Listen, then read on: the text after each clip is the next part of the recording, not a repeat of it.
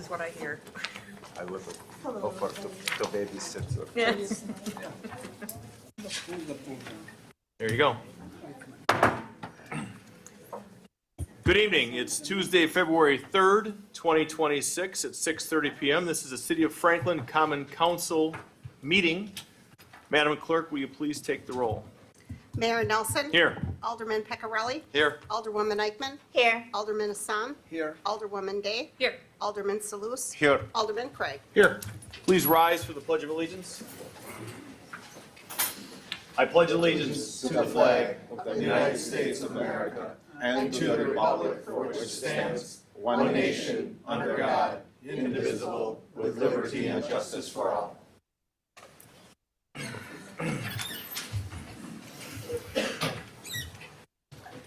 Next up, item B, citizen comment period. I will read the rules of decorum and the chapter 19 excerpt, and both of these are laminated at the podium.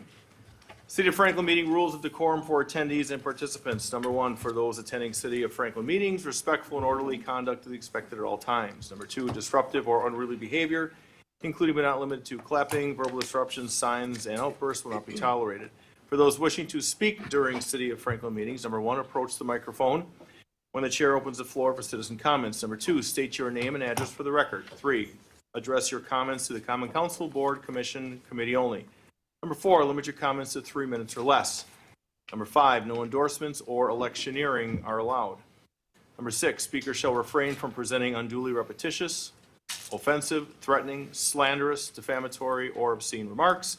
Number seven, persons wishing to speak as a spokesperson on behalf of a neighborhood, subdivision, homeowners, condominium, or business association, or similar group with common interests shall demonstrate their qualifications to do so according to City of Franklin Resolution Number 2007-6227 before speaking on that body's behalf. Number eight, questions may be answered immediately by the chair or referred to city staff for a future reply in a timely manner. Those that are adhering to these rules of decorum for attendees and participants will be asked to leave or be removed if necessary. This is the Chapter 19 Council Proceedings. Chapter 19-2, Order of Business, Citizen Comment Period. During the citizen comment period, no person shall speak for longer than 3 minutes at each council meeting unless the city council shall direct otherwise to an individual. City council direction may take the form of unanimous consent. That was amended March 5th, 2002. And then again, August 18, 2009, ordinance number 2009-1976. With that, it's now open, citizen comment period. Anybody wishing to speak, please come forward. Since you're first, Colonel, please tap to make sure we're, and I'll be the timekeeper. My name is Robert Montgomery. I live at 8570 South 116th Street in Franklin, Wisconsin. I'm here today to discuss an email which some of you have in front of you. I direct you to the second page, and at the top you'll see some red underlining, and that is the question I asked to Gail in the planning department. I was then directed, Gail said to send it off to the planning manager, which she did, and that was approximately a week ago. Until about an hour ago, I had not yet received a reply to this email, and as a result of my coming here tonight, I did get a reply. Now, what's different is I didn't get an answer to the question. It's a very, very simple question, and the question deals with an accessory structure without a domicile being present on the property. So since I haven't been answered, that question hasn't been answered, it raised the concern that the planning department may not have enough staff or time to complete their mission. And my goal tonight is to suggest some solutions to that problem. As some of you know, I was in the military, spent 23 years, and many times people would come to me with problems, and I would say, if you don't have a solution, don't bother me with the problem. And hopefully you all appreciate that. So the challenge with the planning department is they take a very long time to answer the simplest of questions. And the reply I got tonight from the planning department as a result of my coming here was, we don't have an answer for you yet. It's going to take longer. And so it occurred to me, how can a citizen like myself help the planning department? And given that we historically have citizen panels that assist other departments, why not have a citizen panel to help assist the planning department? Now, I'm not suggesting the citizen panel would produce product that would be sent to the clients, the citizens, but merely to offload the workload that the planning department has. Have the planning department say, this is the question we have. Can you find an answer to it? Give me an answer, give it back to the planning department person for review, criticism, revise it, and then resubmit it back to the planning department. This would allow the city of Franklin to have an increased efficiency in the planning department with no extra cost, because the people assisting the planning department would be voluntary individuals. And since we have a tradition of doing that in the city of Franklin, ARB, BZA, BA, and there are probably others, I thought it would be helpful to suggest that. I know planning departments are expensive, they're hard to hire these people, and they're probably overworked. But that does not justify not answering a very simple question. We're now a week into it. I still don't know when the answer will occur. And that's a problem, because it implies that the planning department doesn't have their act together. I know that's not true, but it gives the impression of not having their act together. So I offer a solution, which is volunteers, citizens, coming forward and saying, we'd love to help the planning department. Tell us what we, as citizens, volunteers, can do to help you, the planning department. It might help in the long run. And so that's about it. If you have any questions, ask me. If I've been unclear, ask me. So I look forward to working with the city of Franklin and assisting the planning department. Thank you, Colonel. I have to give Kelly credit. She gave me an answer. But to be, one thing about being in the military as long as I've been, she's not the planning department. Although I appreciate her work, she's a remarkable human being. Everybody knows that's what I feel about her. The planning department's responsibility is to answer questions in a quick, timely, professional way, and they're struggling with that. And so I think a citizen panel would be helpful, like I said, to offload any work that they find mundane or difficult to answer. Then once a citizen says, I've got an answer, hand it back to the planning department. They look at it and say, not close enough. Make a revision, send it back to the planning department, offload the work, get their speed up when it comes to doing things. And that's my goal. Having a problem is great. Not having a solution is terrible. Any other questions? No, but our planning manager, when I got your email a few days ago, I reached out and forwarded to him right away for immediate response. So somehow, Mr. Martinez, if you want to either address it or talk to him or give him your card, whichever you wish to do. Well, I don't want to take the time of the No, we're not gonna solve your problem tonight, but I want to make sure that he understands what your issue is, so it can be answered. Well, he was Copied on it? He was Okay. kind enough to send me a reply, and in the reply, it said, we don't know when we'll have the answer. We're working on it. And that's not really an answer, that's a reply. An answer would be, this is the answer to your question, not that it's going to take longer. We don't know how long it's going to take, but we've heard your message. And that's the issue that is before me, and I think before the city council, is we can't take all this time to not answer Agreed. very, very simple questions. Why don't we give him an opportunity real quick? Sure. Thank you. We received your inquiry and it was assigned to a planner. However, it's more than a definition because the parcel in question has some permits that haven't been issued, and there's also like a timing of when the permits were issued for the demolition of this structure, and that's why we're still working on it. And we haven't provided a response because we would like to give you an accurate response. I appreciate it. Thank you very much. Thank you, Colonel.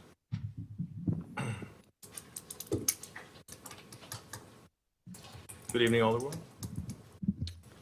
Kristen Wilhelm, 3851 West College Avenue. And I think the answer to that should be the alderperson of the district can help their constituents quite a bit.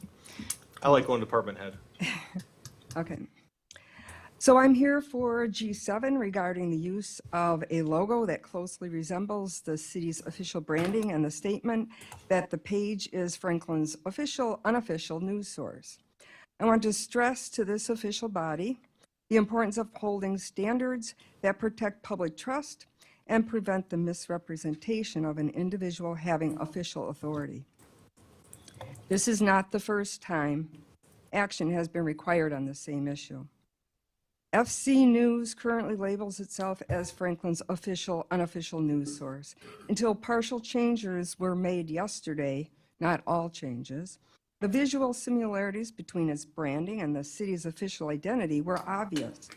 The overall presentation creates a clear attempt to resemble being a city source. The Page recently published a survey asking whether the Page's logo is a misrepresentation. However, individuals blocked by the Page weren't able to participate, while non-authentic profiles were allowed to vote, including a dog. As of 5 p.m. today, the results showed 58% on their side, 21% seeing the similarities, and 21 unsure. That would make it 42 to 58, split after excluding Black participants. This is neither transparent nor representative. Independent journalism, it's not, because blocking people to skew results fails that standard.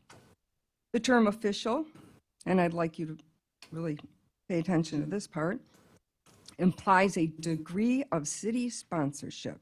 It carries a specific meaning. It refers to the authority, the duties, and actions of a public body, and to individuals who hold office or perform official responsibilities, such as elected officials and city staff.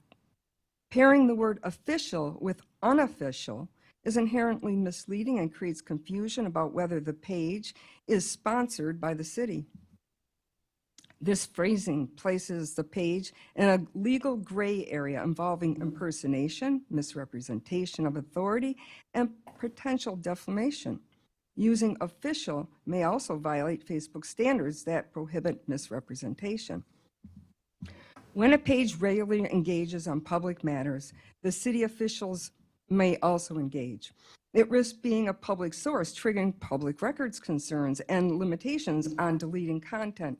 Deleting and blocking is something the Page engages in consistently. To protect the public and reduce the risk, and this is my solution, don't come with a problem without a solution, the Page should be required to include a clear, unambiguous disclaimer stating it is not affiliated with the city. It should avoid any use of the city-owned logos, seals, or trademarks. At minimum, the city should require removal of the word official to ensure the Page does not imply authorization or affiliation of this government body. This is not about silencing speech. It's about accuracy, transparency, and preventing public confusion caused by misrepresentation. Thank you for your time and for upholding the statements that preserve our public trust. Thank you, former Alderwoman. Very well stated. Nicole Schlacks, 8213 South 47th Street. Good evening, members of the Common Council. I'm here to speak this evening on item G4 on the agenda, which concerns Highview Drive. Thank you for placing this item on tonight's agenda as we respectfully requested during the last Common Council meeting. I always appreciate the opportunity to speak on an issue that directly impacts our neighborhood. If Highview Drive is going to be used for more than emergency access only, then a traffic study should have been completed. This is an important part of responsible planning and due diligence. It has been previously questioned why no traffic study was done, especially when the school estimated traffic as simply 70 cars in and 70 cars out. This estimate fails to account for parent drop-off and pickup traffic, buses, staff arrival patterns, event traffic, and the way convenience changes behavior over time.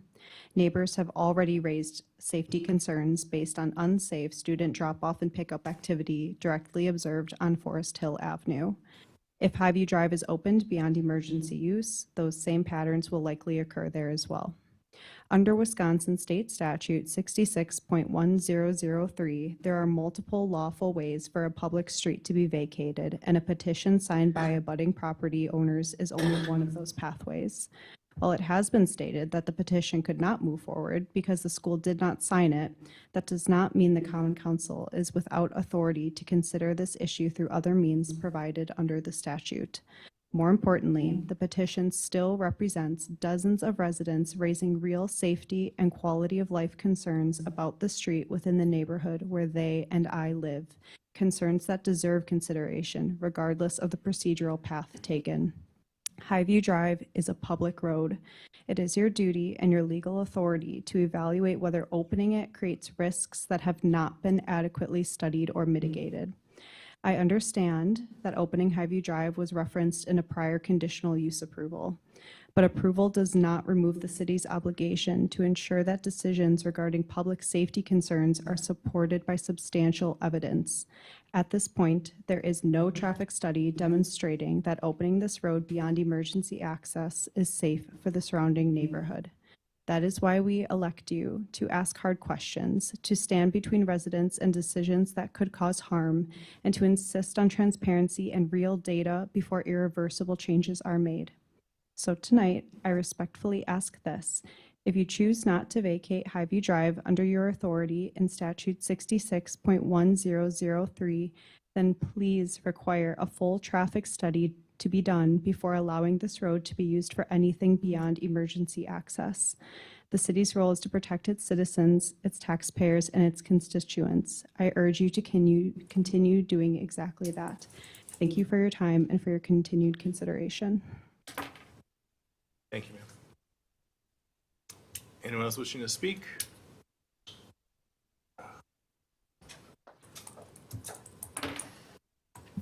Good evening, Dana Gint, 9011 West Hawthorne Lane. I'm here tonight to request an update on the comprehensive sound study by JPM Acoustics and Vibration.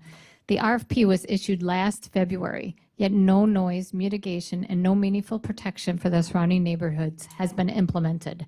The purpose of this sound study was a comprehensive noise mitigation plan, meaning all nuisance activities at the Rock, not just one concert, that they all require mitigation. A comprehensive sound study has been a requirement of this development since 2016. At the March 2025 meeting, JPM's principal engineer, John Matigos, stated plainly that multiple techniques and technologies exist to significantly reduce off-site noise from the Rock. So the question is simple. What is the status of implementing these strategies? The noise problem at the Rock is a self-inflicted by both the Rock and the city. In 2014, the Rock's own development application promised an advanced sound system that would significantly reduce, if not eliminate, audible noise into surrounding neighborhoods. That promise has never been honored. Instead, residents have filed more than 1,300 noise complaints. These complaints are not baseless and without merit, despite how many times the mayor repeatedly claims this. What the mayor does not acknowledge is that the Rock sound monitors are installed, programmed, and controlled by the Rock itself, ensuring that no protections from nuisance for residential areas.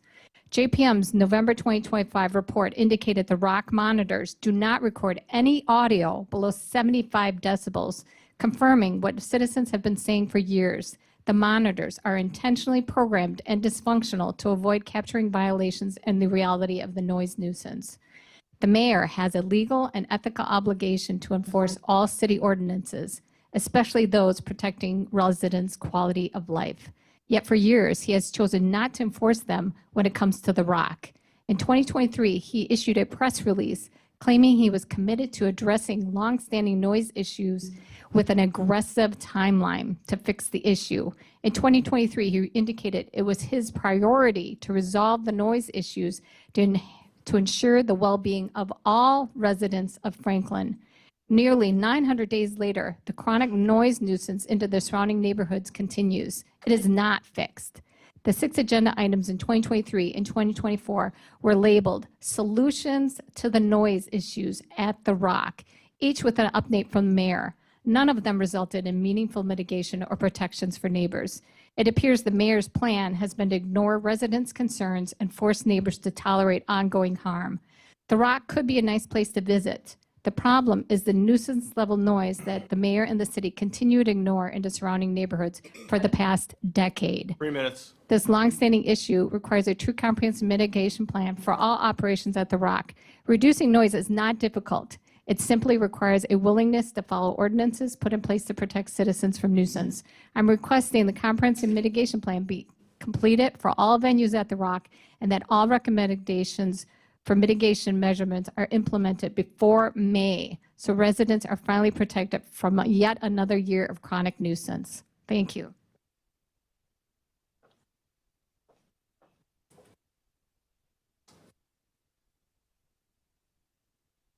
Mr. Jages, good evening. Mark Jages, 8203 South 47th Street. I'm speaking on agenda number 4 tonight. I respectfully ask the Common Council to allow for a resolution regarding Highview Street under Wisconsin State Statute 66.10034A. As you can see, there's many neighbors and taxpayers here supporting this request. 47th Street is a residential street. If you open up Highview, we're no longer a residential street. We'll be another 51st Street. We need to preserve our neighborhood and keep our residential streets safe for our kids and pedestrians. We ask that access to the high school to be only from 51st Street. Vacating Highview does not landlock the school. Opening Highview only creates more tax dollars needed for additional stop signs and road repair. Taxpayers have already paid for new stoplights on 51st, which were very much needed. I am sure that the current access should continue to be more than adequate. We deserve to have a voice and be heard. Thank you. Thank you, sir. Anyone else wishing to speak? Seeing no one, close citizen comment period. Moving on to C, approval of minutes, regular common council meeting of January 20th, 2026. Is there a motion? I'll make the motion. I'll second. We have a first and a second. Any further discussion? Seeing none, all those in favor? Aye. Any opposed? As have, a motion carries. There are no hearings, no organizational business, no letters. Going into G1. And we're going to be, next meeting, we're going to put back the, where it's applicable, the district number under it as a request. A resolution authorizing the city to execute Amendment 12 to Task Order Number 5 with Ruckert and Milky, Inc. for the redesign of Elm Road improvements. Good evening, Mr. City Engineer. Good evening. So this item is part of TID 8. As you know, there's been some recent activity down that area. Most recently, MMSD's decision to build an interceptor sewer down 27th Street, which will open up the area for future development. This area's been in study for a few years with the city.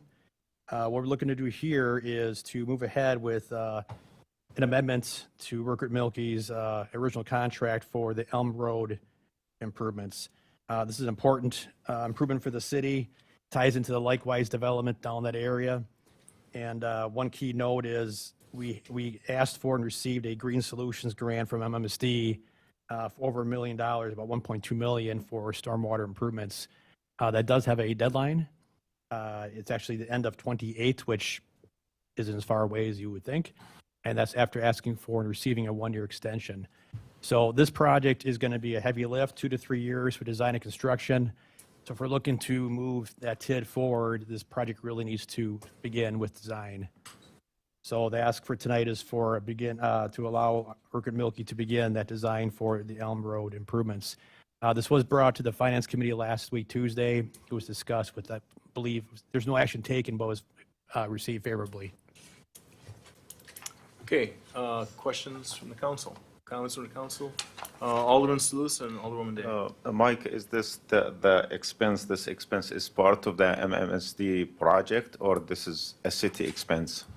This is a city expense to, the $355,000 is for RDM's design costs for the Elm Road improvements.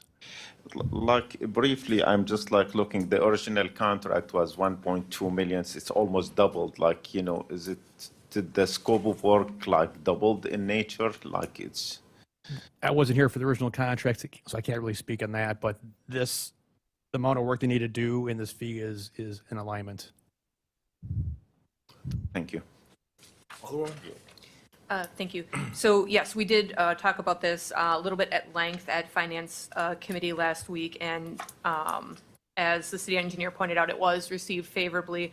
One of the things we did talk about is how how much this is needed to help spur additional development in that area, that there are some potential suitors that are waiting on us to kind of get moving forward on this. So in lieu of how that TID is performing in general, this is something that is very needed in that area. So I would like to make the motion to approve the resolution. I'll second that. We've got a first and a second. Further discussion, 1.2, Madam Director of Finance. Is this something that needs to have a roll call on this, or is this something that's with the money's good? All right.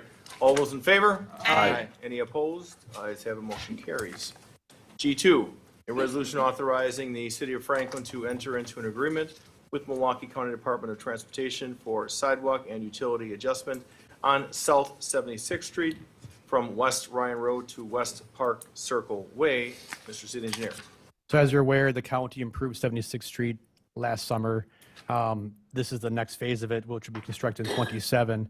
The ask from the county to the city is if we are interested in constructing a sidewalk on the east side of South 76th Street. This would be from kind of the Karma property working your way north, again, the east side of 76th Street, towards the Ball Diamonds. It will end a little bit short of Putes. Unfortunately, it won't be all the way to Putes Road, but it's a necessary linkage to tie in.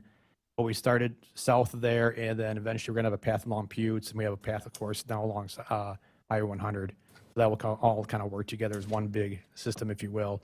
So the county needs to know by mid-February if the city is interested in proceeding with that design. The cost of the city would be about $370,000 for the sidewalk, which I believe is a reasonable amount for that work and construction. In addition to that, we're also asking for $76,000 for utility adjustments as part of the 76th Street road improvements. So question, and this came up at Finance Committee meeting, so I'm kind of baiting you with it, even though you know, because we've had a pretty direct discussion on this. So that little small section of sidewalk that we need to have done, and the county says that they don't build sidewalks, and that they're not, because I learned that for that night, that they're not interested in doing this connection or working with us, is the first portion, and if you don't want to answer, I just kind of answered for you. But the second part is this something that we could use park impact fees if we made it a little bit bigger, the width of the sidewalk, so it would cover under that trails? I'm just looking for a way to get it done for that, so we can connect everything, because you know that from the Putes Trail all the way to Highway 100, so it's all one big connected loop. Right. To not have something 500 feet is ridiculous. The gap short will most likely not be covered by the county because their road project limits end south of Putes. They won't go beyond there, which is building the sidewalk portion. It doesn't mean it couldn't be a city project at a future date.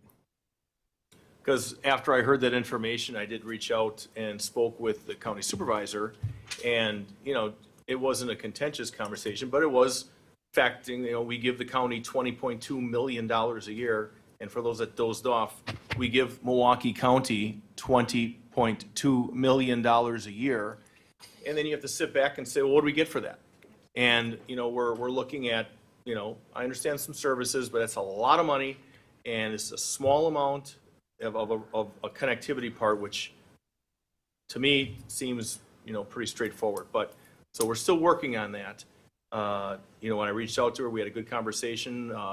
Supervisor logs in on that, and she was going to check on her end with the county. She understood our position, and we actually said that we were going to work together to try to get some sort of resolution. So I'll yield for now. If anybody else had, Alderwoman Eichmann? And Mike, I assume the city will be maintaining the sidewalk, right? Snow removal and not the county? Of course. So do you feel that that's going to put a lot more work on our DPW? I've had a few people reach out to me on that, wondering if we're going to have to increase the size of our DPW with these sidewalks and paths that we're now maintaining through several areas within the city. It's more manpower, more labor.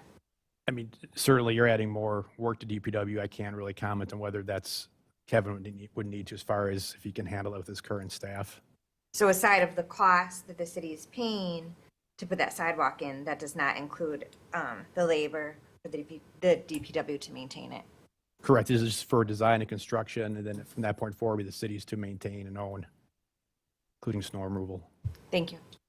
But just as a reminder, Alderwoman, you know, they prioritize during a snowstorm. So when I talked to Superintendent Schleter about this, yes, it's an added thing, but you know, once you get on these trails and you start clearing them, it's even worse if you have to stop and then go a couple hundred feet ahead, which is absolutely ridiculous. So we'll find a way through that. Alderman? I'm just wondering if this is going to be a city expense, the construction of it and the maintenance, could that project be deferred a little bit down the road if we have to end up doing it? What's your take on that? That's an option, but I'd recommend not doing that just because simply it's this order of magnitude. If you're combining this design with the county design now and they bid it as one package, you're going to get the best bang for your buck to make the sidewalk part of the road project. So the segment only 500 feet? Approximately. 500 times 525,000. Yeah, it's $10 a square foot. As the mayor alluded to, it doesn't mean we can't work with the county and try to get that extended all the way to Buttes, but this is just, as it stands today, we're short of Buttes. So they'll construct that and we'll pay the money, or we have to end up seeking a contractor to do it? No, it would be, the county will handle the contract, all of it, including the sidewalk. We'll have agreement between the city and the county as far as reimbursement for that work. Okay, thank you. I yield. Alderman Picarelli?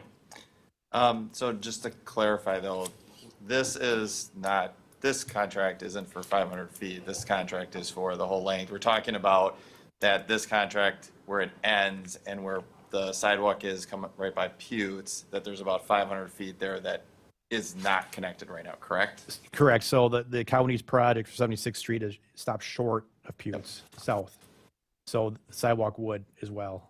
So the part that we're talking about trying to deal with on top of this is that 500 feet is that other piece that's not included in this, and we are trying to figure out some other way to. Correct. So handle that. if we were fortunate enough to work with the county, have that last segment installed, that's above and beyond the The costs 370. included in here, correct? And to be clear, I am very supportive of putting the sidewalk in this segment. I'm also very supportive of connecting it because it doesn't make any sense at all Right. to not have that portion connected. East side. It's just, and I really kind of, I'll say unclear since when that was done originally, why it didn't go down further along the road where it was redone. Because I'm figuring when they did the intersection and the widened portion, that's when that sidewalk went in. So it seems like there's a misalignment for how far that went down or to the original work and where this work is starting. There seems to be a gap there. You talking about north of Ryan or south of Ryan? Towards where Buttes, the intersection of 76 and Buttes is. Okay. Because that's the sidewalk we're talking about, correct? Yes, That has the gap. yeah, That's gonna have correct. the gap. Correct. Is just south of Buttes. This project with the county be south of Buttes, Yep. continuing heading south on 76th Street. And where the gap is gonna be is essentially about where just north of the baseball diamonds where they are today. Correct. To where just a little south of the intersection, correct? Correct. So that's when the work was done on 76 and it narrowed down in that section, that gap of sidewalk is all part of that. So I'm just a little confused why that wasn't done at that point. Can't answer that, but if I had to guess, it's just a guess. If they could not obtain the right of way, maybe they couldn't fit it in there with the intersection, and it's very difficult to get a right of way for a path. Okay, Purely a guess. I understand. Thank you. Thank you. There's a motion here. Someone wants to make the recommended motion? I'll make the recommended motion. I'll second. First and a second. All those in favor? Aye. Any opposed? Ayes have it, motion carries. G3, West Drexel Avenue, which is South Bridge View Drive to South Northwestern Mutual Way Road Reconstruction Project. Mr. City Engineer. So this is a repeat from the last council meeting. I was asked to provide an update with the project.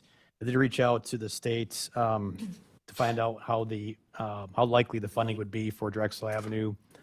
Time of this writing did not have a response, but I did talk to the gentleman since then. Nothing's been decided yet, but it's not looking great, as I mentioned last meeting.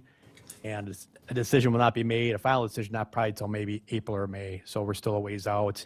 Of course, that would impact Drexel moving ahead and get it built before Costco opens up if we wait that late in the season. But no real update for you, unfortunately. Alderwoman? Thank you. It states in our council action sheet, the city engineering department have attempted multiple phone calls to Wisconsin DOT concerning an update to funding, and at the time of this resolution, the city has not heard anything back. So multiple calls were made to the DOT, and they also don't get back to people. So I just wanted to point that out. It's not just the engineering department or the planning department, but Wisconsin DOT is notorious, to my understanding, to not getting back. Is that, so we have no answer? No, I usually have pretty good luck with return phone calls. The gentleman, he was on vacation, his greeting did not mention that. Okay. And then his delayed, upon his return, was delayed by weather for a few days. So I did talk to him, and there was no new news to share with you as far as any updates. As far as the funding, again, it won't be decided until April or May, but just reading the tea leaves, I would not hold my breath that this is going to happen for the city. There's a lot more money being requested, and there's money available for this grant. So I'm just being realistic. I yield for now. Alderwoman Day? Thank you. Again, this was brought before Finance Committee last week, and again, generally favorable response from the committee members. One of the questions that I asked at the meeting that I'll ask again tonight, just so that it's on a record that more people listen to, because within the action sheet itself, as well as when the city engineer was speaking, you referred to Costco, but the question I had for you at Finance Committee was, this stretch of road is due for some maintenance. And regardless of Costco being there or not, this stretch of road does need attention in the very near future, correct? Correct. Last summer, we did the westerly stretches of Drexel. Is just a continuation of that work. Yeah, so I don't want the misconception to be out there that we're trying to rush something through because of Costco. This stretch of road has been earmarked for quite some time to be looked at for maintenance, and it is in pretty rough shape. So again, the Finance Committee was in favor of moving forward with this, understanding that we probably won't be getting any grant help from the state. Any further discussion? Mr. So Salus? the question, because this is substantial amount of money, to reconstruct this stretch of the road. And I'm just like wondering where is the money coming from?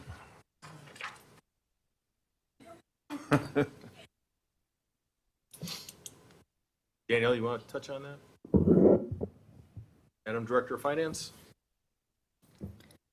Where's the money coming from? Yes. So what we've brought forward to the Finance Committee is multiple capital projects that are going to need funding in 2026, 2027, and potentially 2028. So right now they're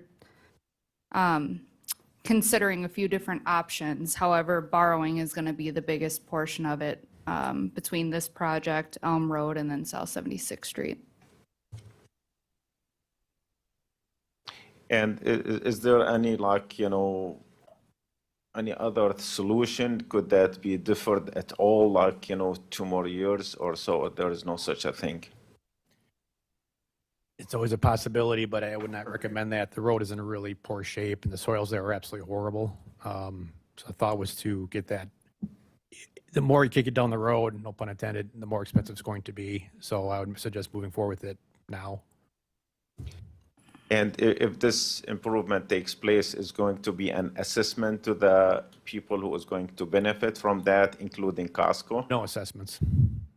It's never been the city's policy, as far as I'm aware of, to assess for road reconstruction projects. This is not being built for Costco. I'll make that perfectly clear. Most of the traffic for Costco is coming from the east, not from the west. I see. Oh, okay, thank you. Alderman Craig? You mentioned something, and I just had a curiosity about that. You mentioned the soil being incredibly poor. Did you get results back from the soil borings that were authorized previously? They took the borings. I don't have the results back yet, unfortunately, but the previous ones we took are poor. And that's why the price tag is rather high, because we expect poor soils, which we'll have to contend with. Gotcha. It's better going this project eyes wide open versus having surprises. Very good. It is an expensive stretch of roadway, no question. Okay, thank you. There's a recommended motion.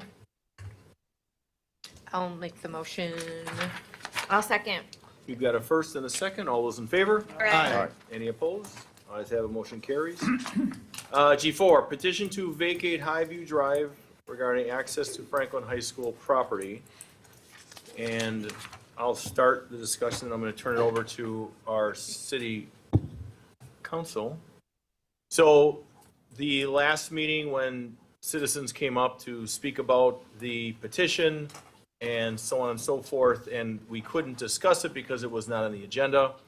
I requested, and things were put together to put it on this agenda, and it's pretty legalese in here on how this is broken down, but roughly 100 of our neighbors and citizens have spoken, and we have a duty and an obligation to address it.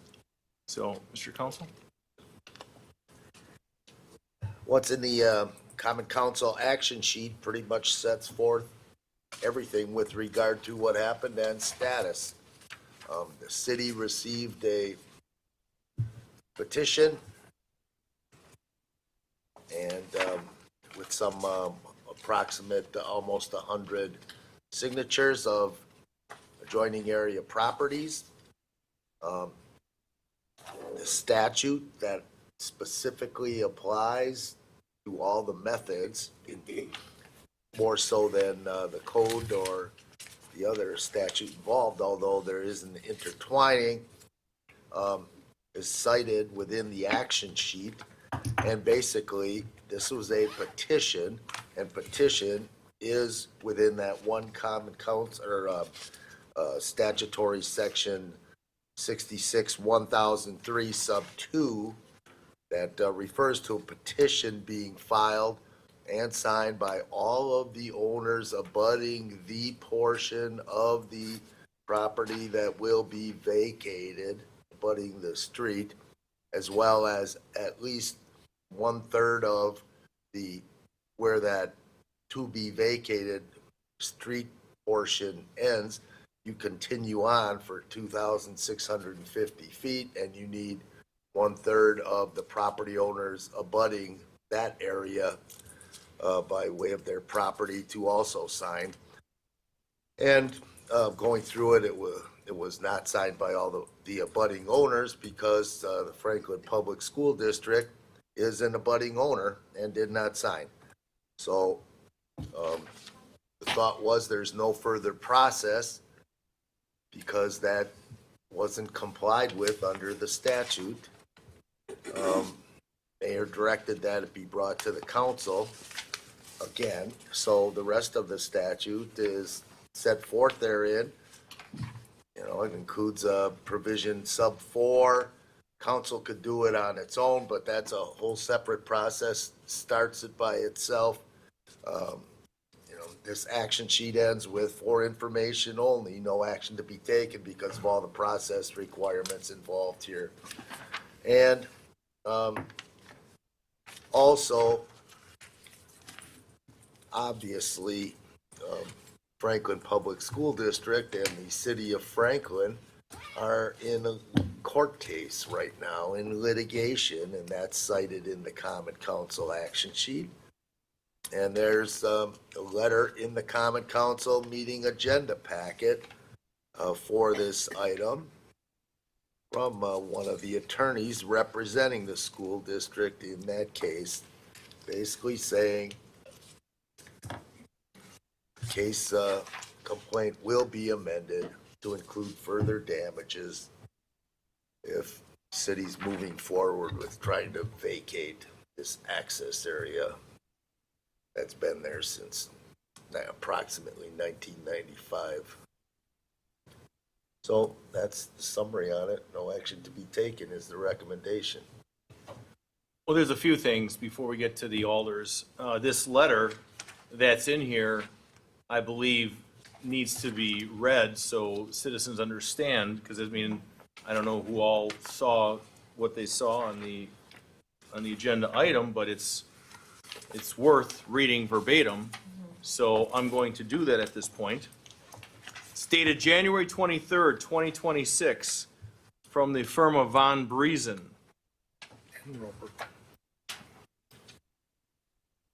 So it's Dear Attorney Batar, and Attorney Batar works for the League of Municipalities, who's representing the city of Franklin, and Attorney Wazalowski, gentleman to my left. As you know, our office represents Franklin Public Schools, FPS, in the above captioned legal matter. We received a copy of the petition to vacate Highview Drive from South 47th Street to the dead end abutting FPS property pursuant to Wisconsin Statute 66.1003 sub 2, signed by a number of individuals. The petition is invalid and defective as a matter of law. Despite knowing that the petition is facially invalid, it is our understanding that the Common Council has decided to place this petition on the next Common Council meeting for discussion.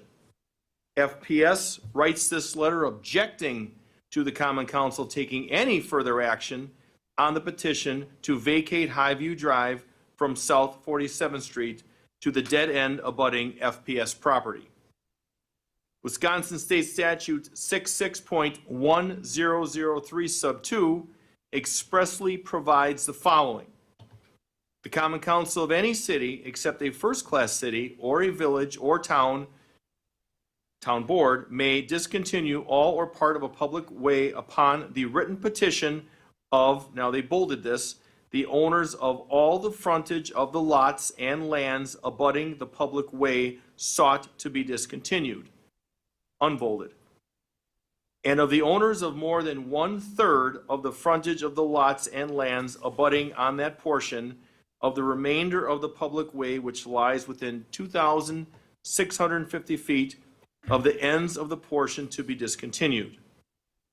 FPS property very clearly abuts Highview Drive, and FPS has not signed the petition to vacate Highview Drive, which renders the petition invalid pursuant to Wisconsin state law. Page 2. Indeed, the Common Council has already approved FPS access via Highview Drive through the conditional use permit issued that is the subject matter of the above litigation and approved site plan for FPS expansion project. FPS access and use for ingress and egress via Highview Drive is very clearly a property right that the Common Council cannot retroactively take away by vacating Highview Drive simply because FPS has challenged the condition imposed by the Common Council related to access being for emergency vehicles only. By taking any further action on the petition to vacate Highview Drive, the Common Council and City of Franklin will very clearly violate FPS property rights. To the extent that the Common Council takes further action, advancing the petition to vacate the portions of Highview Drive abutting FPS property, FPS will most certainly amend its pleadings in the above action and seek all remedies available, including but not limited to additional legal proceedings seeking damages for the taking of its property rights. FPS formally requests this letter to be placed in the Common Council packet for the next meeting. Very truly yours, Von Briesen Roper, Attorney Kevin J. Clark. So I read it in its entirety, and that's what's put in our packet. Mr. Craig, then Mr. Sluse, and Alderman. Thank you. 1, 2, 3. I just have some clarity that I'd like to have with this. And one of the first things is regarding the procedure. Right now, in what the action sheet states is that an application has to be filed with the city for a right-of-way vacation with a filing fee of $500 and having the applicant submit a Liz Hendons. If that would be necessary if the requirement of all abutting properties were to be signed on the petition. Am I correct in that understanding? So without all the signatures, the $500 and the other application is unnecessary, is kind of lost as far as it goes, correct? Correct. Can you push your button? city planner can correct me if he thinks that's wrong, but he's the one who informed of the $500 fee because the location of that in the Unified Development Ordinance is only in a. Hold on a second, Council. Council, it turned off again. I don't think they heard beep. Okay. Could you just state that again before we go to Mr. Martinez? Yes, but I asked for the city planner to come up to confirm per his understanding, because he is the one who advised as to that fee involved, because the only location for it in the Unified Development Ordinance is within a fee chart for applications, et cetera. That is correct. The filing fee for a right-of-way vacation petition is $500 per the fee schedule. But since the petition doesn't have the signatures of all the abutting owners, so there's no need to. Okay, with the process. there's a thought process that I have with this. So if that's not necessary, and going through what we have been provided as far as the statute goes, is that under subsection 4, this could be initiated by the Common Council without the need for all abutting properties to be a signatory on a petition, correct? Correct. Okay. And if the Common Council decided to move forward with just the Common Council and not taking into consideration any of the property owners, any homes or Franklin Public Schools, that can be discontinued without Franklin Public Schools being a required signature on any sort of petition, correct? Yes. Correct. Okay. But you do consider, because the provision for a process is in the interest of the public, et cetera, and I'm paraphrasing. Correct. We're the public. So with that being said, and correct me if I'm wrong, but Highview Drive is still a dead end. It is not a completed road that leads into the property of Franklin Public High School. Am I correct on that? Like, I don't know, because I don't live in Franklin Public Schools. I wear my Whitnall. He does wear his Whitnall thing. We'll talk about that later, but Regulo? Mr. Martinez, could you please answer that? It is a public right-of-way, and it's But it's improved. not, it is, but there is no actual road present in, like, if we walked out to the site at this moment, we left City Hall and went to Highview Drive, it would not be a continuous road up to the school, correct? It's improved. It is is it physically there? Yeah, it is. Hold on, people, please. It's not a through street is what I believe he's asking. You can go to the aerials to see the actual street there. So it's not there, correct? And the site plan that was approved has an emergency access through the Highview Drive. So, Mr. Craig. The approved site plan. So the site plan has it on there, but physically it is not there today, correct? The street is. We can go to the area. Well, let me. Hold on, folks. So what we're going to do, Mr. City Attorney. I hope these answer your question. Yeah, so it's not, so it ends. It doesn't go It's not connected. beyond, It is not a through street. it is not a through street. I'm going to remind the Common Council members that the city of Franklin is in litigation with the Franklin Public School District. They can't hear you, sir. With regard to this property. I understand. I want to Okay. make sure that, for clarity's sake, of everything that is being put in front of us from both citizens, residents, and the schools, where do all of the dominoes sit? So that way, either there is something to be discussed or there's nothing to be discussed. And it seems like there still is there is some juice left in that orange.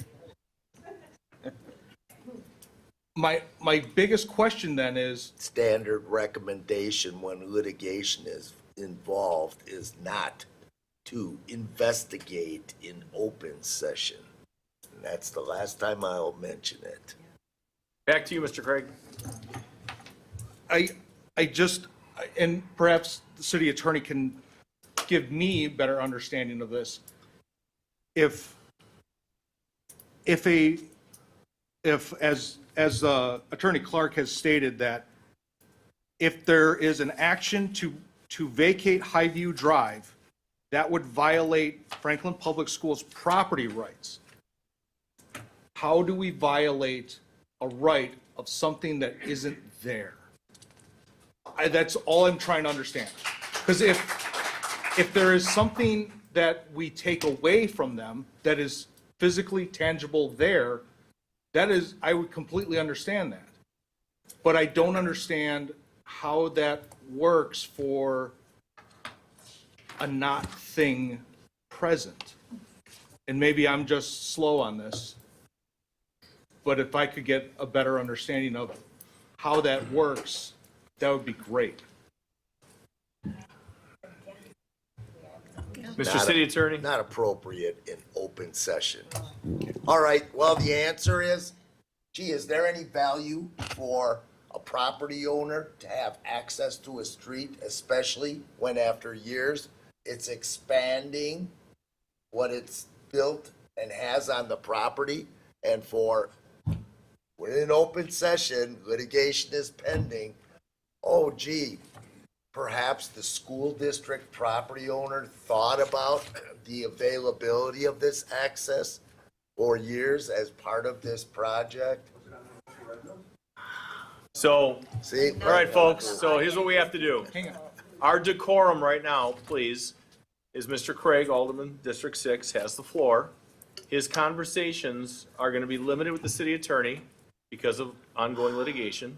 We are trying to answer the questions as we can from up here with the planning manager and trying to get some education out there without compromising positions that are with ongoing litigation. It's being compromised if it's in open. Okay, I just, that's my biggest question was, I don't understand, because if it's I plan for something in the future and it's not there in the future, I'm not understanding how there was an actual loss of rights because the thing wasn't there. And that's where I have my biggest disconnect. And with that, I'll turn it over to people that are much smarter than I. Alderman Salus, that's a wonderful transition. There you go. You know, I would like to make a couple comments here. As a member of the Common Council here, I want to express my frustration with the process of, bringing any concerns of my citizens or of my constituents before this council here.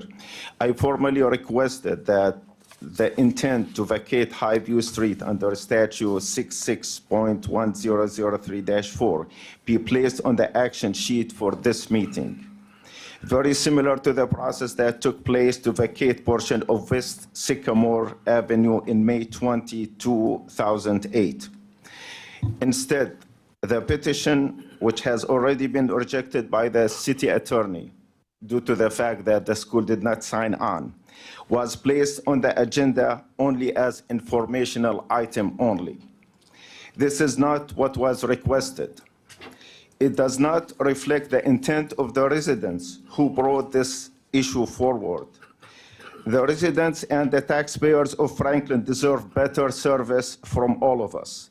They expect their elected officials to ensure that their concerns are handled transparently, respectfully, and according to the proper procedure.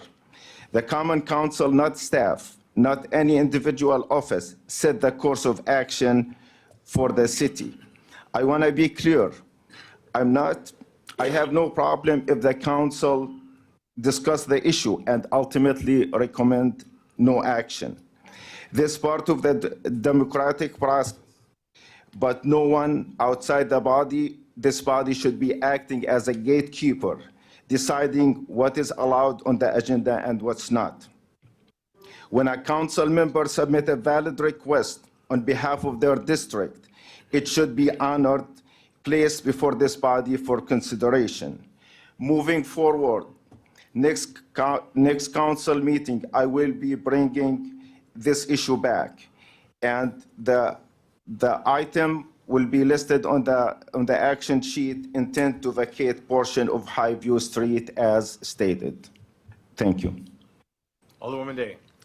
Thank you. I have a couple of statements, then I have two questions. My first statement, and I was honestly not intending to comment on this until a few minutes ago. My first statement is, why in the HE double hockey sticks, if this is such a big deal not to be talking about in open session because of litigation, is this not on a closed item? I do not understand why that has happened. Since it was not, how dare anybody up here say because it was put in open session, how dare anybody up here say that we should not discuss this because it was clearly put for open session. It was clearly written in a way that was going to cause questions and have response and dialogue back and forth. Clearly put on so that all of these people would come out to want to hear us talk about this. So it absolutely floors me once again, the process that we are taking to work through this issue from start to finish. It just floors me. My second thing is that this letter from the school district has been in the packet since the packet was printed and since the packet was available to the public to view. Reading the document out loud, putting emphasis on sentences where there isn't emphasis to be put, ultimately sort of stacks the deck. It was already in here, I would say, at the very least, to bully and intimidate this body into not discussing the matter further, but to have certain people then go forward and read it and refer to it as essentially like the Bible and we must follow this is also, I think, ludicrous. And to Alderman Salus's point, it's our job to discuss these issues, whether they're in open or closed session. This was chosen for whatever reason to be an open, so here we are. I do have two practical questions about this. If something were to move forward, and if it came back as an item, as a resolution to vacate, and if that vote went that way, that's a lot of ifs, but one of the things to consider, much like what we were discussing before with sidewalks in other parts of the city, if this portion of the road is, quote, vacated, then who is in charge of it? Let's say it cracks, or let's say a sinkhole forms or something. What happens? Who actually owns it? Does it fall back to the city? What happens to a road if it's vacated? Who owns it? Who's responsible for it? City. Mr. City Attorney? I mean, because that's something to consider if there's granted, it's not a very big section of road. There isn't at the current moment like any driveways or anything that open up to this portion of the road, but bad things could still happen. So who would be responsible for that? Planning and engineering always did that, but it would be the underlying property owner is my understanding. And with regard to the area to be vacated, and planner can correct me on this, I think it's essentially the area between two residential properties, and then it touches the Brentwood Public School District property, and that is it. So, No, just want to say that to add that the cases that have been seen in records, typically it's when it's vacated, so half of the right of way that is vacated goes to one property owner, and the other half goes to the other owner. In this case, I'm not sure because it's 3 abutting owners, So I'm not sure how it will be divided in this particular case. And with that being said, so that nobody can say that I am trying to stack the deck, I would strongly consider if, again, this moves forward to be discussed in a different setting, the two property owners, not the school district, because we know their position on this, but the other two property owners who I'm assuming did sign this petition, make sure that they are fully aware of that potential, that if there were something to happen on that small stretch of roadway, that you may be perhaps responsible for maintaining that. So I want this to be, I want all of the ramifications to be laid out, much like Alderman Craig said, so everybody knows where all the dominoes are and all of the potential, you know, things that could go sideways. There's a lot of moving pieces to this. So I want to make sure everyone is aware of all of the potential things that could occur. My next question is with regard to 4A and B, which Alderman Craig was referring to and Alderman Salus was referring to. So if, again, lots of ifs, if there was a vote this evening to move forward with a resolution, that would, I'm just asking the timing of this, that would be placed, that agenda item would be placed on a future council action. If the vote was to move forward with that resolution to vacate, that's when the clock starts for the 40 days and the 30 days, or when does that clock start?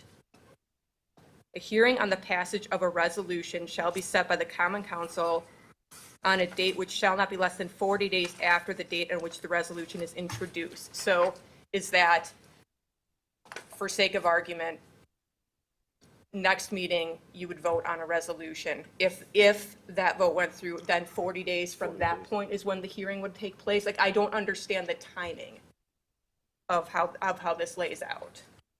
What you just read, less than So- 40 days from So the date of I'm adoption of the interpreting it resolution. correctly. Well, what you read, what the statute says. Okay. All right. Those are my two questions. Thank you.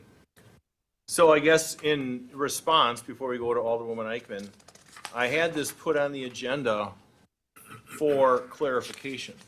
I had this put on the agenda because this isn't just a very easy, simple read.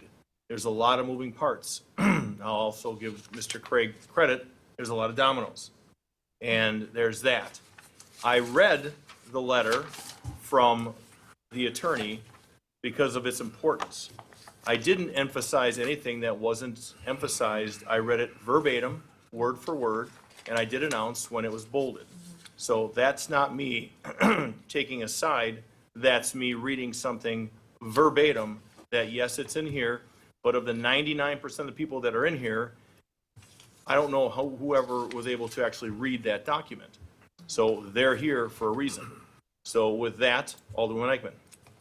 Thank you, Mayor. I first wanted to start by thanking all the residents that are here this evening, that took time out of your busy schedules. For those watching from home, we have almost a complete packed house, so thank you for being here and for caring and also for putting this all together. So it is respected. We appreciate seeing it. I feel that we are going down a slippery slope this evening, considering that we are still in a pending litigation for the Franklin Public School District.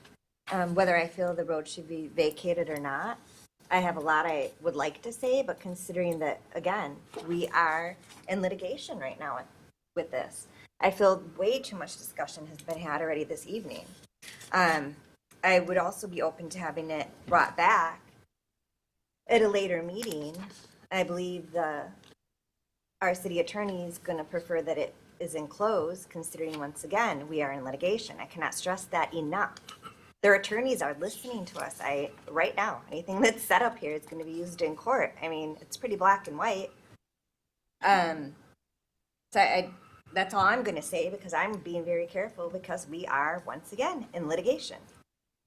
So if it's something that can be brought back, or if the council can at least have an update where we're at with the court proceedings, I would request that as well. And for now, I'll yield.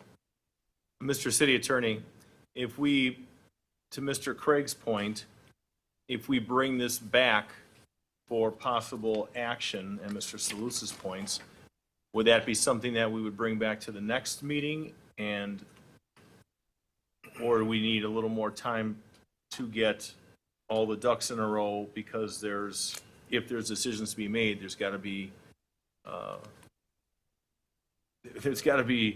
there's a lot of homework to be done before you just simply bring it back and move to a vote. So, and that's something that's got to be a council decision, something that's got to be explained with all the pitfalls. And if that's something that's got to be brought back in next meeting, or you want one further than that, but definitely bringing it back for some action.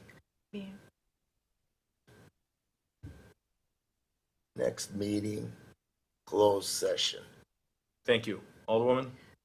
Thank you. I was going to add, I would like to have our outside counsel here as well in the closed session. Attorney Bitzar and those representing us, if they're available. So I don't know that we should commit right now that it's going to be the next meeting until you can get the other attorneys on the phone to confirm that they can be here. And then I feel it's the job of the alderman of the district, Alderman Salus.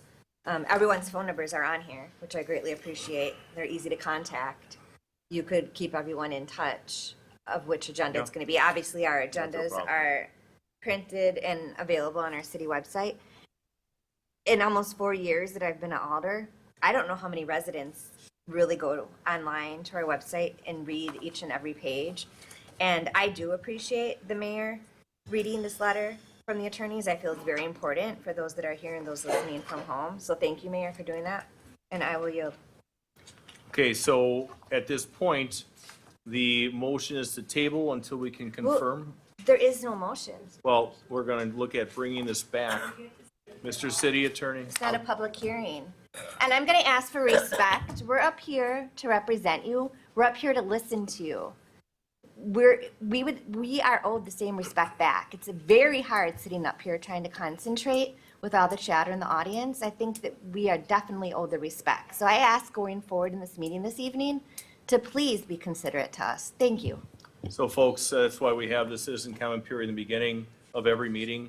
So next time we'll have the same thing. So please, it's every citizen comment period. That's how we do it. That's what we do at the very beginning. Council?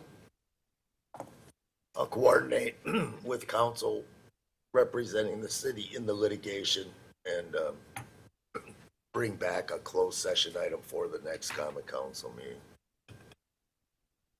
Okay. Alderwoman? Thank you. And to confirm, City Attorney, just for those here, so it's clear, it needs to be in closed session because we are in litigation.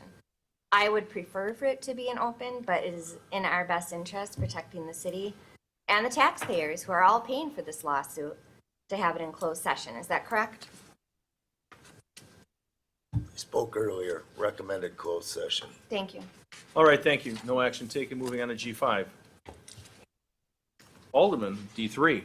A resolution to amend resolution number 2024-8217, a resolution imposing conditions and restrictions for the approval of a special use for a 16-unit supportive housing development, resident community center, and community hub facility upon property located at 0 South 31st Street, now at 7347 South 31st Street, tax key number 761-9992-002, by Amy Hansel, Communities of Crocus applicant, Communities of Crocus property owner. Mr. Martinez, are you taking this? Yeah, All right, thank sir. you. This is a special use permit that was previously approved for the communities of Crocus development. Under the former ordinance, conditional use were valid for 1 year, so that time has elapsed. And the applicant is now requesting a time extension. And with the 2025 UDO, conditional use permits are valid for 2 years. Just to know that on the former code, it was called special use. Now with the new code, it's called conditional use, but it's basically the same type of permit. Mayor, Okay, can Alderwoman. we take a I- break? If we can, it's very hard to focus. Alderwoman, we're going to move forward. So continue, sir. Yes, the Plan Commission held a public hearing and recommended approval. just to want to know that there are some corrections to the resolution, so the motion would be to pass the resolution with corrections by city staff. Okay. So there's a motion, well, first of all, we'll go for any comments, questions. Mr. Zahn? I'll make the motion to I second. adopt the resolution. Okay, we've got a first and a second. All those in favor? Aye. Any opposed? Ayes have it, motion carries. Thank you. G6, this is citywide, professional services agreement with MCPR Marketing LLC, technical contract correction, remove insurance provision. Madam Director of Administration.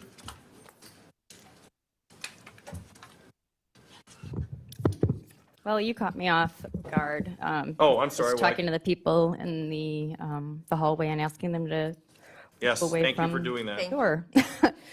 So item G7 is a technical, Six. or G6 is a technical concern.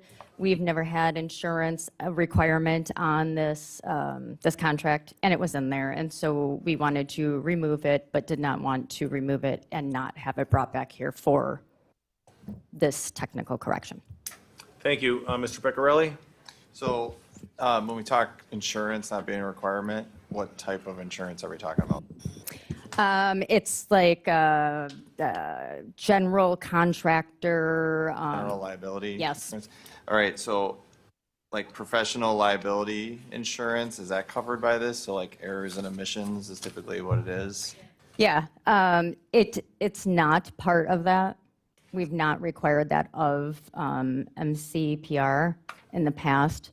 So obviously that would require a insurance policy and what have you on that. Yeah, from a media, that I would think that would be something we want to look at, because who's responsible in that case with the way that we currently are set up? Who's insured? Ultimately, that fall under? ultimately it falls under the cities. If it's city messaging and what have you, we're communicating our messaging to the rest of the city or community or whoever. We are okaying those messages before they go out. Really? Okay. They should be. So over. we're okay. So as long as that's going on, then it's on our insurance. Okay. Yes. Then I'm good there. And the same thing, from a cyber standpoint, from insurance, that would be on the city with the way this is structured right now? Yes, as long as it's on city systems. Yeah. So city website, yes. Okay. All right. Thank you. Welcome. Mr. Salus? Just like generally speaking, whenever we enter into contract with any company, we usually request the liability insurance. Like, what about if she misrepresented certain facts? And that's why we request the insurance, because that will protect the city against, someone from going after us with legal actions here and there. And the insurance is reasonable, it's not that expensive to buy. Why we doing the exception here? Indemnification is actually covered under our agreement. So that indemnification is right there within the agreement that she's already signed. We're talking about this insurance piece, this table that is in our existing contract is more along the lines of, let's say, building a water tower over on Highway 100, those type of programs. For consulting, it doesn't really lend itself as well to that. And we have made exceptions because of that. So if she misrepresented certain facts regarding the city, so we are protected that way? But if she, so the responsibility falls back on her? Yes, it's part of the agreement. There's an indemnification clause in here on page, 84. what is it? 84. 83, thank you. Well, actually, it's also on 76 in the packet. So it's all around. But yeah, there's indemnification and allocation of risk portion that's in here that speaks to whose responsibility for errors and omissions or what have you. I see. I yield. Motion to approve? I'll make the motion. Seconded by Mr. Craig. All those in favor? Aye. Any opposed? Ayes have it, motion carries. G7. So there's a added document, G7. Unlicensed use of City of Franklin trademark logo. Council, please. Welcome, have a seat. If you just mind stating your name and business address for the record, please. Eventually. For all of you who don't know me, my name is David Fleming, and I'm a lawyer here in Franklin. I've worked with City Attorney Wesolowski throughout his entire tenure of being city attorney, represent the city or involved in city matters for many years over that time period of that tenure. So as part of those duties, I was asked to look into the potential unauthorized use of the city logo in a social media publication. The current city logo is the logo that's on the wall behind you folks. And by way of background as to that, in 2018, 2019, the City Tourism Commission and the City Economic Development Commission undertook to upgrade, or maybe that's a bad term, but to do what they could to have a marketing tool for the city with respect to business development, et cetera. And so they engaged a firm to design a logo that could be used. That logo was eventually approved by the Tourism Commission as well as by the Economic Development Commission, and it was finally presented to the city's Common Council. The City Common Council approved it on April 16th of 2019 as the official city logo. I think the council sent it back for some minor color shading adjustments, but that approval was again on April 16th of 2019. So it's been in effect for almost 7 years.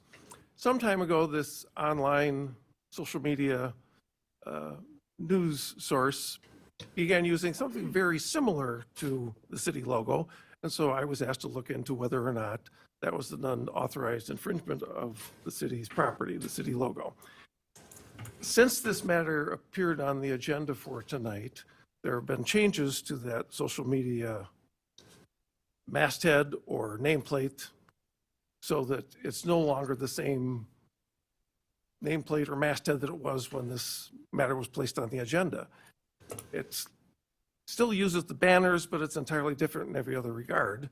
And as you probably gathered from one of the public comments that was made at the beginning of the meeting here, there's now some other questions that are potentially at issue with regard to that logo. But the reason we're here tonight is because this is the city's logo. It was approved by the Common Council. And so it was to gender some discussion from you folks as to whether or not the city wished to pursue it as being an unauthorized use of city property. As I say, that situation has changed pretty drastically in the past 2 days. But with that, I'll conclude and see if anybody has any questions or comments for me. So I'd like to start before I think there's people jumping out of their seats. So there's a couple things before we go into that document that has been provided for everybody tonight. When you say that there's a change in this person's, the FCN, whatever it could be, Franklin Community News, fake community news, a platform to attack people with baseless lies. And then when you see that on the logo like that, which is the likeness thereof, and this person made a change, well, this person could spend about 37 seconds and put it right back. So, oh yes, he could change it right back to this in a New York second. That's a fast second. So I'm not buying his changes at all. As the subject of many, many baseless, warrantless attacks against me, I have zero trust, faith, or confidence in this individual's credibility, this individual's objectives, none of it. I thank you for your work on this. And when the former alderwoman came up here and spoke about this, there's no question that we need to take action. And this is long overdue action to make sure that this stops for everybody. And for those that you are lucky enough up here to not be the subject of this crap, be thankful. So now, when you're looking at that and this document that Mr. Regetz discovered, found, researched, and I don't know, sir, do you have this or not? I do not. Mr. Regetz, do you have another one? There you are, sir. Well, so there's one important part here. This is Resolution 2021-7713, a resolution authorizing Franklin Tourism Commission use of the Franklin trademark logo. And what the important line is up here is whereas Franklin is the sole owner of all right, comma, title, and interest to the trademark, comma, and there's a bunch of whereases. Are you familiar with that? I am now. I took a peek at Well, you can have the document. We have extras because I think it's important. Mr. City Attorney, after you touch your button, please. He already has it because that was reviewed and is cited in the council action sheet with regard to all right, title, and interest to the trademarks, et cetera. And the action sheet refers to a license. This was reviewed. Okay, well, so when you're looking at this, the problem was it trademarked? Was it properly trademarked at the time of this happened? And I don't know because I was an alderman. I missed in 9 years, coming up on 9 years, I missed one meeting, one common council meeting in 9 years due to a triple bypass surgery, heart attack. And the kicker is that was the meeting that they approved this logo. And I was never in favor of this logo, but it's our logo. But this now, what was done from that point? Did we have some staff moves? Did we have some staff changes? Somehow, some way, maybe something got overlooked, but then when this document was found, I think it clarifies the document. Are you comfortable with that, councilors? in what regard? In what regard? The regard that the city of Franklin has a trademark or protected logo. Well, with all due respect, the city is declaring that it's the owner, and it's authorizing the Tourism Commission to use it. Okay. That's not necessarily the same as... As a trademark. Correct. So, and I get that. So that's one point. The second point is let's say any one of us up here, electeds, need or wish to use this logo, there should be, because if we put basically a lockdown on who uses this logo, electeds have to have the ability to do that. So we have to make sure that there's going to be some sort of references, direct references to who has the authority to use the City of Franklin logo. And it sure is not some hack blogger that makes baseless attacks. That's for sure. Alderwoman Eichmann first and Alderwoman Day. Thank you, Mayor. I have a lot to say. I'll start with, it may have been changed on this blogger page, whatever we want to reference it to.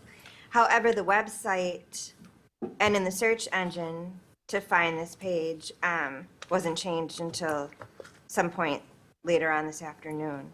And as I'm looking at it now, as we're speaking, many pictures on here still represent our logo. I mean, and it's fine, they're being literally removed as I'm looking at it.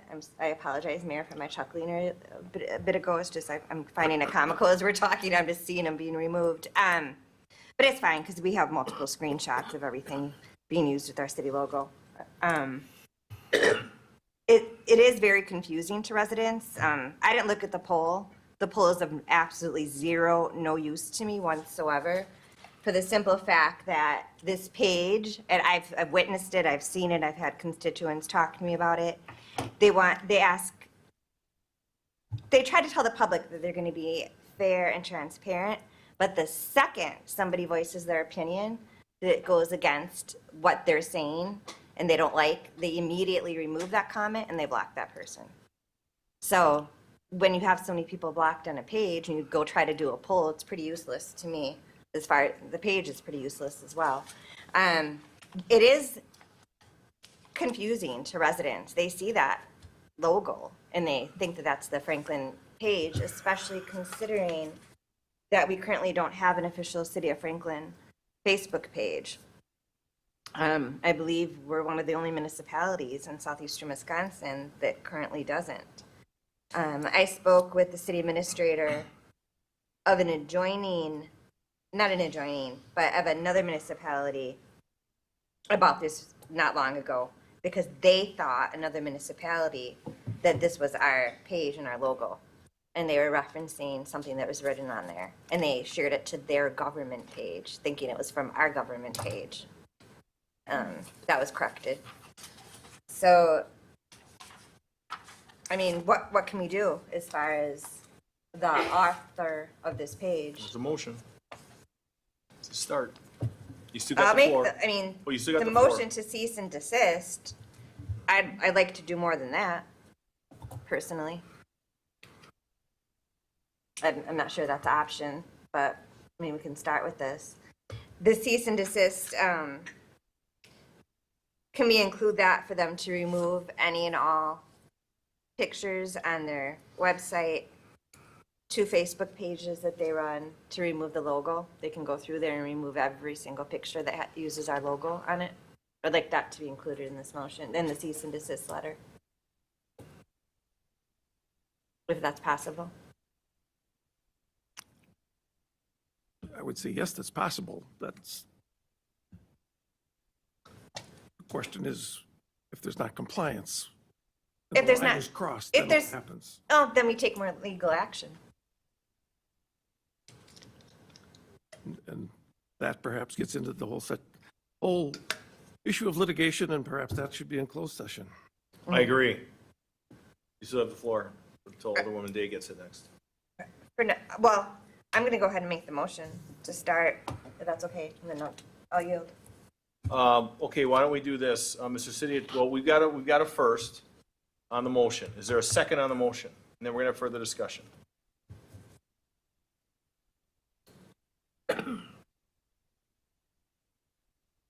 Is there a second on this motion? I have an amendment. So this body feels Wow. that As you written. can use, that somebody can steal a trademarked logo from our city and use it? Well, the first dies, Mr. City Attorney, then Alderwoman Day. Wow. Under current potential facts, where forthwith the use of city logo is being reduced, etc. Thought an alternative might be, in lieu of issuing this cease and desist order, since in one of these communications, the publisher did state the use thereof was being changed. Simply confirm that and monitor for no further violations. And if in the event there is any further violations, then city could, mayor could proceed with a cease and desist order and follow up with whatever necessary thereafter enforcement action there would be, court or otherwise. So Hold on. Are you yielding for now, sir? I'm done. Alderwoman Day, then back to Alderwoman Eichmann.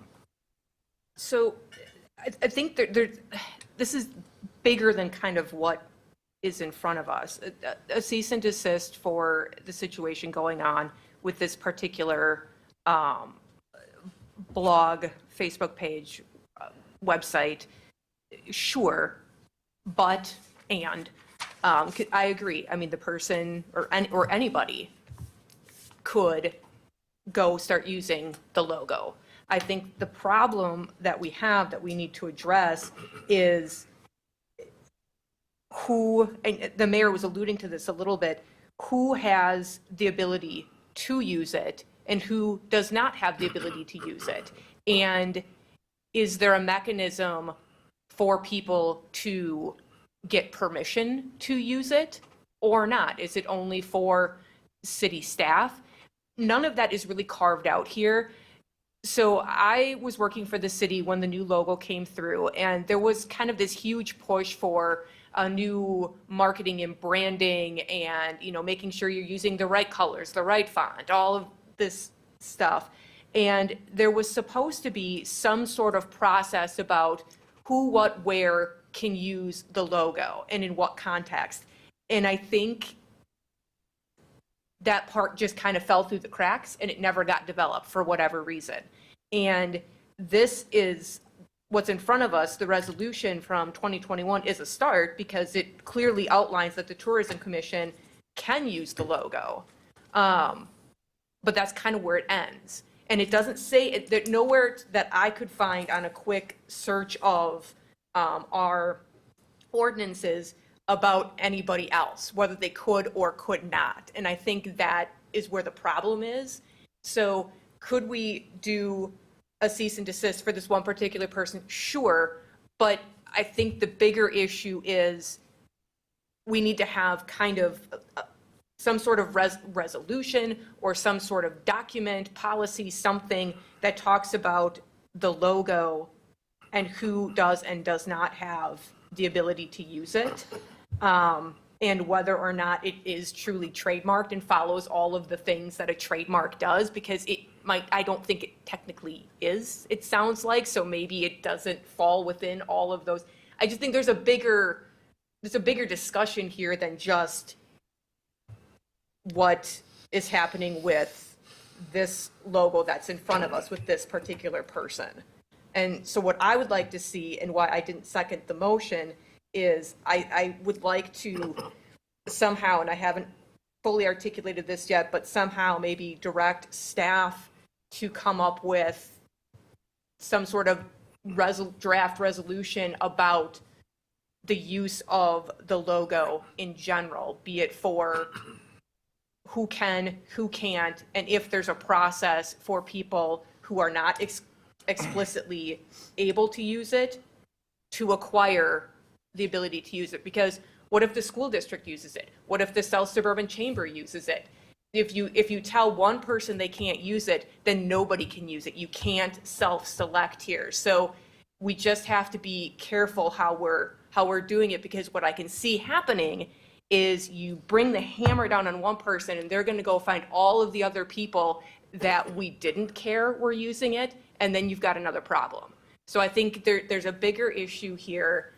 Do we do the cease and desist to make sure that they don't go tomorrow and put it back? Sure. But there's a bigger issue that I think the city needs to address. So Alderwoman, to your point, would it be acceptable to take the motion as presented with the caveat that there's a direction to staff, and we don't need to reinvent the wheel here. No, not at all. Other jurisdictions that have their logos are not hijacked and used against the electeds in an attacking fashion. But somehow have this motion plus the governance of our logo and how our logo is used and approved. Yeah. To make it that simple. Yes, I don't want it to come across as we're throttling one person, because I can see where this is going to go tomorrow. And I'm trying to get in front of that bus so we don't end up with more trouble, because I know people, other organizations have used our logo all the time without, granted it wasn't for the same purpose, but it has been used. So we need to rein the whole process in so that it does not appear that we are targeting particular individuals. So, and I know we got more discussion going on here, but Alderwoman, so if you're going to go with the motion as presented with that caveat that we just discussed, and we'll somehow formulate that into where so we're, Madam Director of Administration, then we'll go to Alderman Sluse. I just wanted to interject that my understanding is in the past, any use was authorized in advance from whoever was going to use it. Let's say Civic Celebration, anything that's affiliated with the city, they would get written permission to use it. So I don't know if that kind of circumvents what we're already talking about or Who not. would they ask? Let's say, Administration. okay, so It just needs to be written down. yeah, there's got, so if there is something, and I understand your point, Madam Director of Administration, I think it's a great point. And if that goes directly to you or goes to council, somehow it's got to go over to the clerk that somebody wants to use this logo and what for and type whatever, whether it's the 4th of July, civic celebrations, whatever it is, that's in the promotion of our city, great, but not a hit piece from some basement blogger. So why don't we yield for a second and go to Alderwoman Eichman? Excuse me, I'm sorry. Alderman Sluse, then Alderwoman Eichman. Just in my opinion, that at this point, there is no reason to escalate the issue into taking legal action. I think a letter, it's clear that this utilization of the logo is not a friendly utilization. It's just basically hijacking, the information as if it's coming out of the city. So, but at this point, I believe the letter is appropriate. But if the practice continues, maybe this should come back to the council and then we'll deal with it then. I yield. Alderwoman Eichman. Thank you. And the difference is when our city logo is used out there, I was given permission, whether I have it in writing or it was verbal, I don't even remember, from almost 4 years ago, that I can use the city logo for my Alderwoman page. If an elected official can't use the city logo, we've got a real problem here. I'm not even gonna go down that road. And as far as our city logo being used by others, the health department, Engage, Franklin, the logo being used for different sponsorships, the logo is out there everywhere. There's no way that we're gonna be able to control, but it's out there in a positive way. The city of Franklin has donated, A, B, and C for different things. So it's being used in a positive way. It's not misrepresenting us as a city page. I mean, using the logo and saying the official Franklin news page, what doesn't anyone understand that that's completely wrong? I mean, I'm just really speechless right now about me this too. body up here. Do I need to make the motion again, or? No, Mr. Peccarelli, we've got one, we don't have a motion yet. You had a motion that failed, and now we're back to discussion. I believe Alderwoman Day has an effective motion, but we're kind of going through those that are talking first, then we'll go back to Alderwoman Day's motion. So, Mr. Peccarelli? So I wasn't clear on this part. Have we confirmed that we actually have a filed trademark? It's right here. But this is a resolution. I'm saying the actual trademark. That's what I'm asking. This is a resolution. Right. I'm asking, have we confirmed that we actually have a trademark? Either council? I have not confirmed that, no. I think we need to confirm that we actually have a trademark before proceeding. And then I do agree that we need to have a process for requesting the use of it. And that all has to be in place before we do anything else, is my recommendation, because if we don't have a trademark, then that's a different issue we have to deal with. Council response? Incorrect? I would agree. Okay. I yield. Okay, we've got two councils here. All right, if we could both, when we ask questions, please speak into the microphone so we can hear you. Now, if you're saying that we don't have a trademark, yet there's this document that I read before that says to the trademark, that I guess I don't understand that part. So if either council could touch on this, again, whereas comma, Franklin is the sole owner of all right, comma, title and interest to the trademark, and there's a bunch of whereases in there. So before we go on to the electeds, council, I had the same thought and asked for Attorney Fleming to track it down. He's been trying to track it down with the Thiel Company, I believe, waiting on responses. And they were the contractor that did the update or something, as I understand it, in 2019. I've not gotten a response from Thiel, the company that did the artwork or the branding, the marketing for the city back in 2018, 2019. I've not gotten a response from them as to who was to do the official registration. And I also referred to Attorney Fleming earlier because I understand there was research done. And there are opinions that technical trademark registering, et cetera, considering uses thereof in the real world, may not be technically required. they may not be technically required. Well, you're in open session, and it's all being brought up. I'm repeating it so everybody can hear. Mr. Peckrell, you still have the floor? I yield. Alderwoman Day, then Alderwoman Eichmann.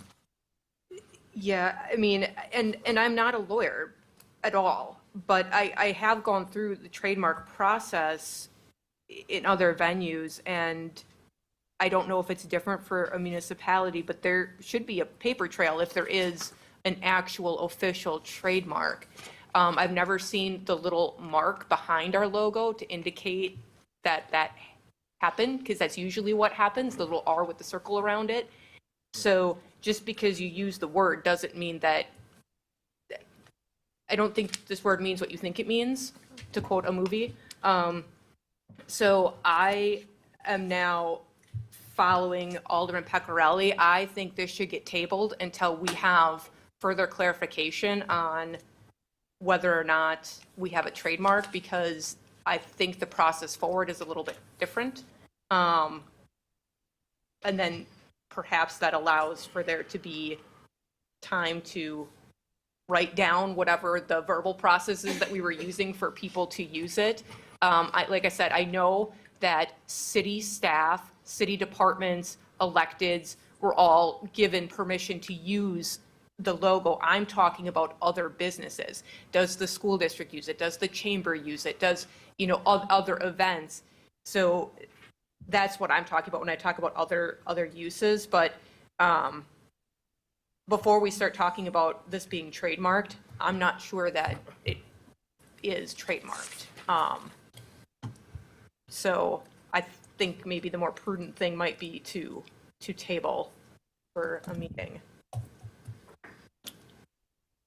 Alderwoman Eichmann. I have several things, Mayor. What is this that I'm holding in my hand that says trademark license agreement? And then it also states ownership of trademark. FTC acknowledges that Franklin is the owner of the trademarks. License granted to FTC to use the trademarks is derived solely from this agreement, and the use of the trademarks, as well as any goodwill established by that use, will ensure the exclusive benefit of Franklin. I mean, to me, what I'm holding here, it has a trademark license agreement. Is it not? I mean, what am I missing here? You're referring to the same document that Yeah. I was handed a bit ago. And Between two city departments. It's between the city and one of its commissions. I shouldn't say two city departments, but it's between the city itself and a commission. And I wanted to add, as I pulled up, I don't see other municipalities don't have a trademark by their government pages or on their websites. Oak Creek, Greendale. I mean, I've never seen that before, or it has a little, what you're talking about, Alderwoman Day. If you can find that with another municipality, please let us know.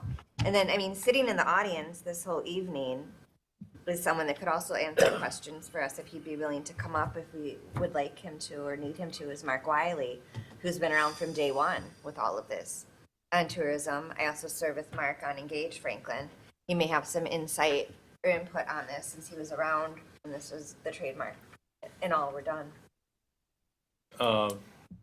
Madam Director of Administration. Mark, if you want to come up, that'd be great. But Madam Director of Administration, you got the floor. What I wanted to say is that it doesn't have to be trademarked, from my understanding. It already owns the copyright, and the copyright is not as stringent as the trademarking, but it still affords you rights, like such as you cannot use the same image and alternate and what have you. Obviously without written pre-approval. My understanding is also that in the past, people would either get approval from the mayor or the director of administration to use it. And there is a history of organizations that have done that to get written permission. So I think that has been the process.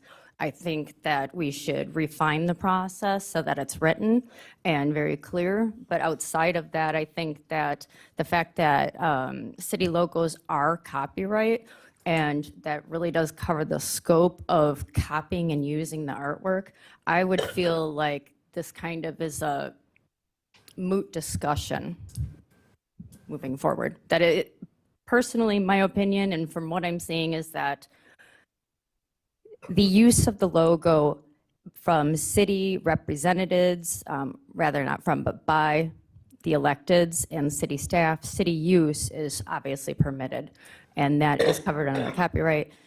It is not permitted for others to use it.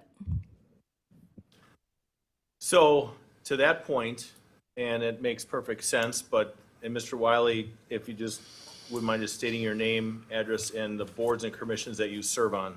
Sure, my name is Mark Wiley. I live at 7468 Carter Circle South here in Franklin. I'm the Secretary Treasurer of the Tourism Commission. I'm also the Vice President of Engage Franklin, which operates as a destination marketing organization for the Tourism Commission. What your rendition of the timeline is absolutely correct. We did work with economic development.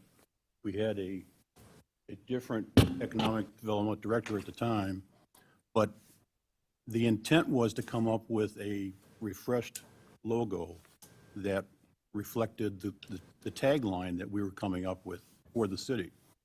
And Mr. Mayor, you're absolutely correct. None of Common Council was on the council at that time. And we did go through a lot of iterations with Thiel. And Thiel did work on the initial proposal for this, along with, I believe, 8 different companies or entities. And so we did go through a lot of work to come up with that logo. Now, back when I used to work for a living, I was involved in trademarking. I'm not involved in trademarking here with this, and so I don't know the ramifications of that. But the document that you were reading was the agreement between the City of Franklin and the Tourism Commission, which was used for us to establish the naming rights for the ballpark, for Ballpark Commons. And that's why it's called Franklin Field. And we, in turn, decided to provide that to Engage Franklin to administer, and we had a separate agreement, which council did review, that covered how Engage Franklin can use that as well. So there are documents that we've done that reflect that, that reflect the use of that. Okay. Alderwoman Day? I have a question for the 2 attorneys that are right here. Would you consider this more of like a common law trademark where there's a little bit more wiggle room to kind of to use or not use this? Where it's not as like stringent as going through a formal process, like say, I don't know, I'm going to use like Kraft mac and cheese or something. You know, it's there. It's sort of like understood that there are rules and regulations of who can and cannot use it. I would agree that it's more of a common law trademark, and there is such a thing. So then I am prepared to make a motion because a quick search over here sees that there is another entity that has used the logo that is not City of Franklin staff over 6,000 times. And so my motion would be cease and desist order to all entities outside City of Franklin staff and the Tourism Commission from using the city logo without the express written permission from the mayor and/or the city administrator, effective today. I'll second. Excellent. First and second. Emphasis on all. Excellent. First and second. Let's do a roll call here. Alderman Peccarelli. Aye. Alderwoman Eichman. Aye. Alderman Hassan. Aye. Alderwoman Day. Aye. Alderman Salus. Aye. Alderman Craig. Aye. 6 ayes, no noes, motion carries. Thank you, Mr. Wiley, for coming here. Thank you, council. Thank you, Mark. G8, resolution authorizing certain officials to execute a service sanitation portable restroom facilities agreement for the 2026 and 2027 St. Martin's Fair with Service Sanitation of Wisconsin, Inc. I'll make Ma- the motion. I'll second. Oh, first and second, any further discussion? Seeing none, all is in favor? Aye. Any opposed? Ayes have it, motion carries.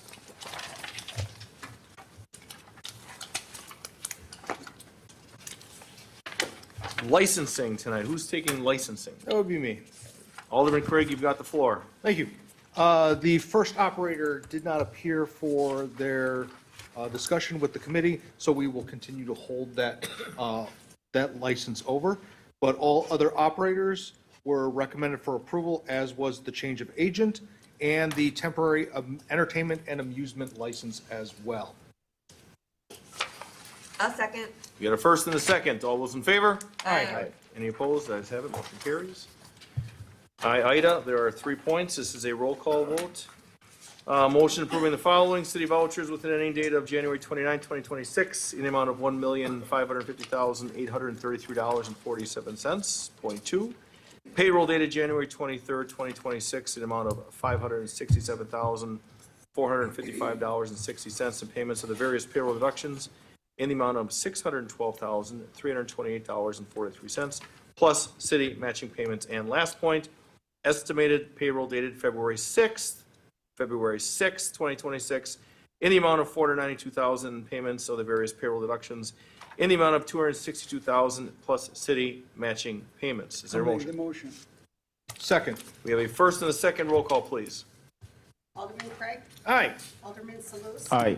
Alderwoman Day. Aye. Alderman Hassan. Aye. Alderwoman Eichman. Aye. Alderman Peccarelli. Aye. 6 ayes, no noes, motion carries. Is there a motion to I'll make a adjourn? motion to adjourn.